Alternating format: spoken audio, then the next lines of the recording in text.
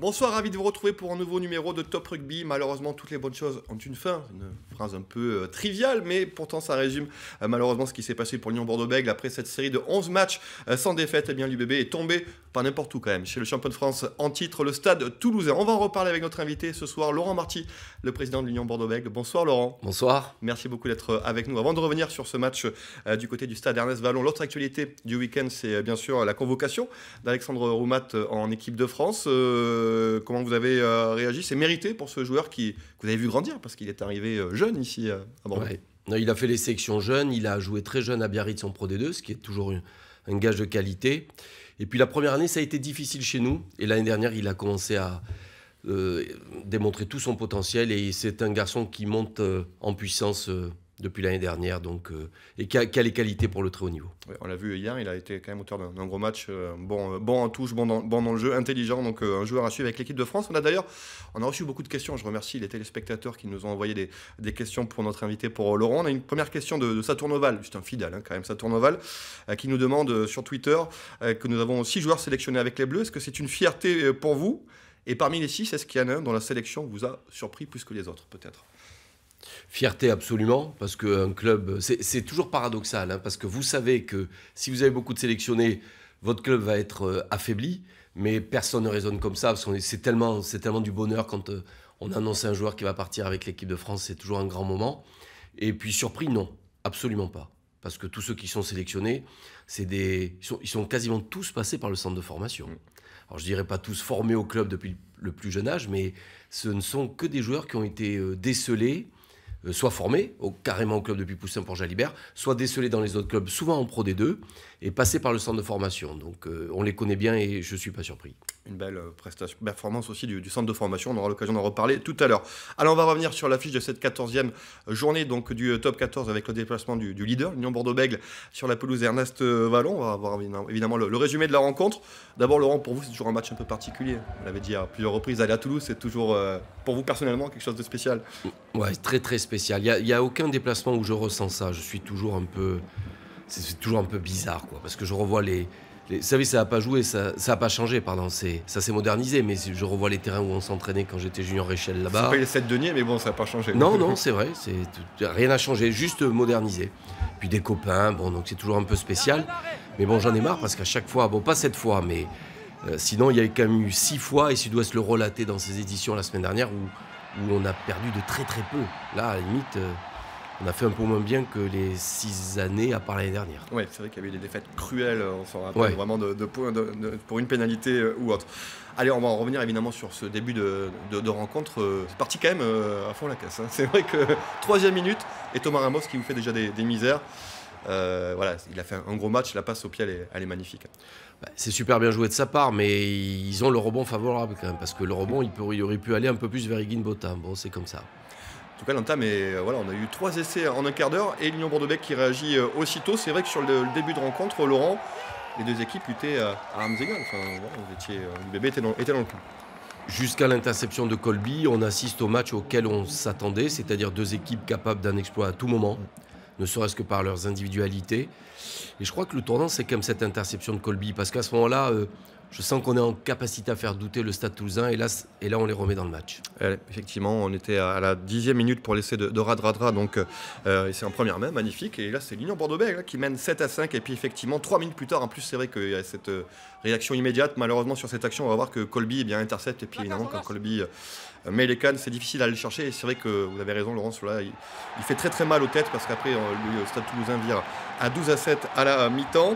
Est-ce que finalement, il n'y a pas des regrets? On va voir évidemment tous les autres essais, mais le score final c'est 22-14. Est-ce qu'il y a des regrets quand même de se dire on n'est pas si loin? Franchement, sur ce match, tout le monde l'a reconnu, Christophe comme les joueurs. On n'est pas invité sur ce match, on fait un mauvais match, on est dominé. Ils ont la possession du ballon. Non, c'est à ranger au rang des matchs à oublier, mais qui nous serviront peut-être pour plus tard. Alors eux étaient affaiblis, certainement devant, nous peut-être derrière. En tout cas, il y avait autant d'absents d'un côté comme de l'autre, même si eux ont un peu plus communiqué sur les absents, comme ils le font souvent. Mais Il n'y a rien à dire sur le match. On n'a pas fait un très bon match et on méritait peut-être même pas le bonus défensif pour être honnête. On n'a pas vu le grand UBB. On Non. regrettait justement de ne pas avoir vu toutes vos forces pour voir quel visage on aurait pu avoir chez le champion. C'est bizarre comme match. Je l'ai revu ce matin et j'arrive toujours pas à comprendre. On n'a pas eu de possession, on a été incapable de mettre notre jeu en place, beaucoup pénalisé. Bon voilà, ils sont partis en vacances et il faut l'oublier. Oui, il y avait quand même effectivement perdre à Toulouse. Bon, c'est pas une fin en soi parce qu'il y a quand même d'autres équipes qui vont y perdre, surtout quand on voit le stade toulousain à ce niveau avec des individualités. On a parlé de Colby, on a parlé de Ramos. C'est vrai que c'est dur de lutter à ce niveau-là. Pas trop abattu finalement, vous, Laurent, après cette fin de série. 11 matchs sans défaite quand même. Le problème, c'est qu'on s'habitue plus à la victoire qu'à la défaite. Hein. J'en fais l'expérience cette année. Non, mais bizarrement, même si on mérite de le perdre, même si il y avait 11 matchs sans défaite, on a un goût amer quand même quand on se réveille le lundi matin après une défaite. Donc, et puis bon, c'est les vacances pour les joueurs, donc on ne peut pas se dire qu'on se replonge tout de suite sur un autre match. Donc il nous tarde UBB Lyon. Voilà, UBB Lyon, on va en reparler. On va évidemment revoir tous les résultats de cette 14e journée de championnat parce qu'il s'est passé pas mal de choses intéressantes, notamment dans le bas du tableau avec aussi le Racing 92 qui l'emporte de manière très sèche 27-0 à Castres où rien ne va plus pour les Castrés. Et conséquence donc au tableau avec les classements, on voit que Lyon, le chassé-croisé continue. Hein. Les Lyonnais ont repris la première place devant l'UBB. Ça bouge aussi en bas du tableau avec le Stade Français qui retrouve la dernière place. Le prochain match, Laurent en a parlé, on va en reparler parce qu'il y a déjà beaucoup de monde. Il faut se dépêcher parce que l'affluence, on va faire guichet fermé à Chaban. C'est le 15 février, match d'ouverture de la prochaine journée. C'est un choc évidemment pour cette prochaine journée. Puis n'oubliez pas nos équipes de fédérales pour vous signaler que le bassin d'Arcachon s'est imposé 14-12. C'est compliqué quand même pour le RCBA qui est 11e avant-dernier de sa poule.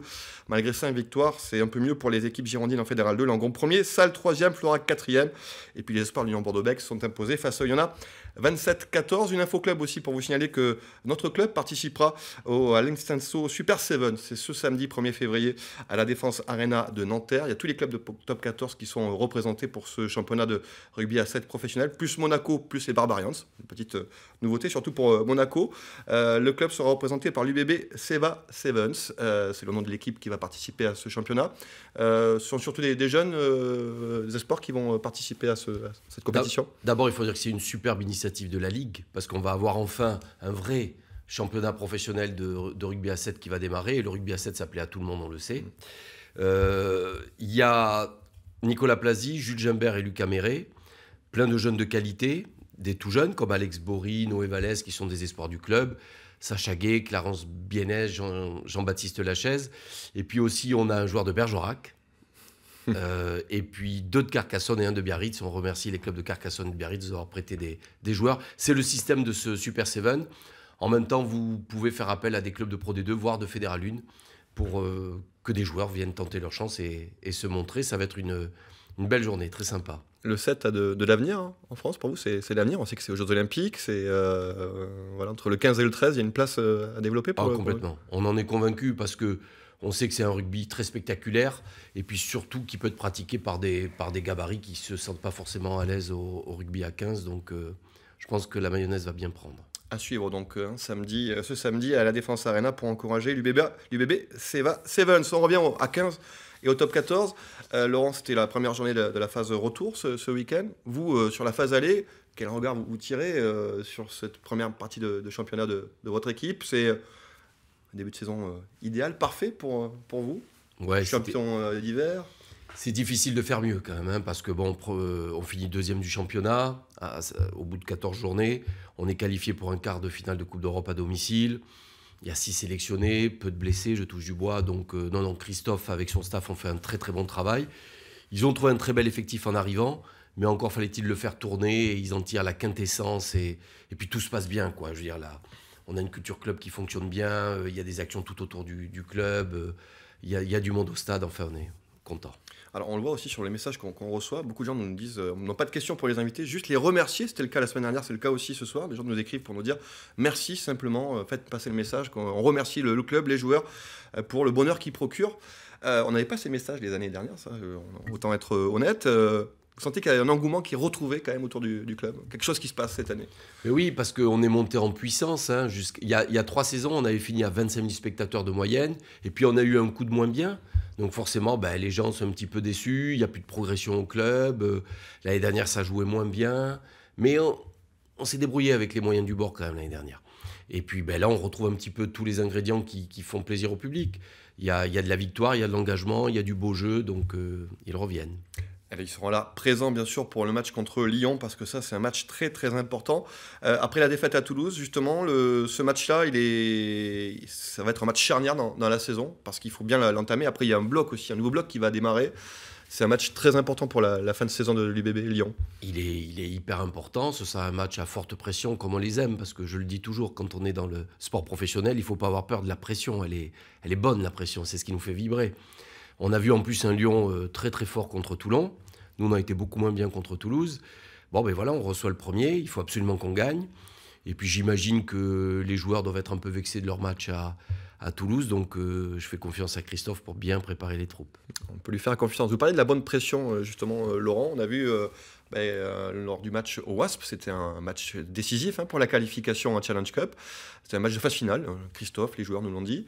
Et on a vu que l'UBB avait su gérer ça. Justement, cette expérience-là de ce type de match, ça peut servir pour la fin de saison. Justement. Oui, le match au WASP, par exemple. Ça, c'est aussi Christophe qui amène ça, parce qu'on a quelques joueurs quand même qui ont connu le très haut niveau dans cette équipe, il ne faut pas l'oublier, mais quand même, Christophe, c'est un manager qui a été champion de France, qui connaît les phases finales, qui est quelqu'un qui a confiance, qui est solide dans sa tête, donc je ne suis pas inquiet, il a les recettes pour gérer ça. On a eu beaucoup de questions. Tiens, on a une question d'Alexandre M qui nous a écrit de Saint-Médard en nous demandant l'UBB, c'est une question simple, l'UBB a-t-elle les moyens d'aller chercher un titre national ou européen cette saison? On a les moyens d'aller chercher un titre national, mais je vois au moins 7 autres équipes qui ont les mêmes moyens, sinon plus. Je fais toujours un peu les mêmes réponses, mais c'est la vérité. Moi, samedi, on était un peu de repos tous, donc j'ai regardé les matchs de top 14, j'étais pas rassuré samedi soir, parce que j'ai regardé Lyon-Toulon, Castres Racing, La Rochelle-Montpellier, j'ai trouvé ça impressionnant, Clermont-Stade Français aussi. Donc ne rêvons pas, on n'est pas meilleur que les 7 ou 8 autres équipes avec qui on est à la bataille, donc ça va être très compliqué. En revanche, oui, on sent que sur le papier, et avec ce staff, oui, on peut aller chercher quelque chose de beau, mais dur. On est vigilant quand même. Ouais, on répétait souvent l'humilité parce qu'on sait aussi que ces périodes-là hivernales sont toujours un peu compliquées pour l'Union Bordeaux-Bègles. D'où l'intérêt évidemment d'aller encourager votre équipe pour le match de Lyon. On prend déjà date pour la prochaine journée de championnat. Un mot sur la Challenge Cup aussi, Laurent. On rappelle que le quart de finale c'est le samedi 4 avril 21h15 avec la billetterie qui ouvrira le samedi 15 février. Atteindre justement un premier objectif, parce que c'était un objectif clairement affiché, une qualification historique on le rappelle. Atteindre un objectif en cours de saison, c'est bon pour le moral aussi, bien sûr. Ah oui, puis maintenant, on ne va pas lâcher, parce que c'est un choix des joueurs, même Christophe. Christophe m'en a parlé d'abord, j'ai dit, écoute, c'est à toi de gérer ton effectif. Il a posé la question aux joueurs, les joueurs ont dit, non, on veut jouer absolument ça à fond, ils l'ont fait, très bien fait même si on peut regretter qu'on ait loupé la potentielle demi-finale à domicile pour rien, mais enfin, battons déjà Édimbourg, on verra bien. Et non, on va la jouer à fond maintenant, mais attention, le Édimbourg qu'on recevra le 4 avril ne sera pas le Édimbourg qu'on a reçu. Ils auront récupéré tous leurs internationaux, ils seront en pleine forme après tournoi, ils n'auront plus que ça à jouer. Attention. Ça va faire une belle affiche en tout cas, parce qu'on sait aussi qu'il y a une belle ambiance quand il y a les Écossais. Vous n'êtes pas trop déçu de retrouver une équipe que vous connaissez bien d'ailleurs? Vous dites, ce sera peut-être l'occasion d'avoir une autre équipe. Oui, bien sûr, mais on va jouer la moitié de l'équipe d'Écosse quand même. Oui, Édimbourg, c'est une grosse équipe effectivement, donc ça ce sera pour le mois d'avril. D'autres questions aussi qui sont arrivées sur le recrutement, vous savez qu'on a beaucoup de questions, vous êtes habitué Laurent. On va lire une question de Benjamin B qui nous écrit Daisy. Est-ce que vous êtes en contact avec Joseph Dweba et Ben Lam pour la saison prochaine? Est-ce que ces profils vous intéressent? Elle est bien posée cette question. Oui, vous trouvez, oui. Elle te sert bien en même temps. Oui, oui, c'est ces garçons qu'on connaît bien et que l'on suit et qui nous intéressent beaucoup, mais on ne peut pas confirmer quoi que ce soit pour l'instant. En tout cas, priorité talon et centre pour la saison prochaine, au niveau des profils, des postes en tout cas. Talon et centre ailier.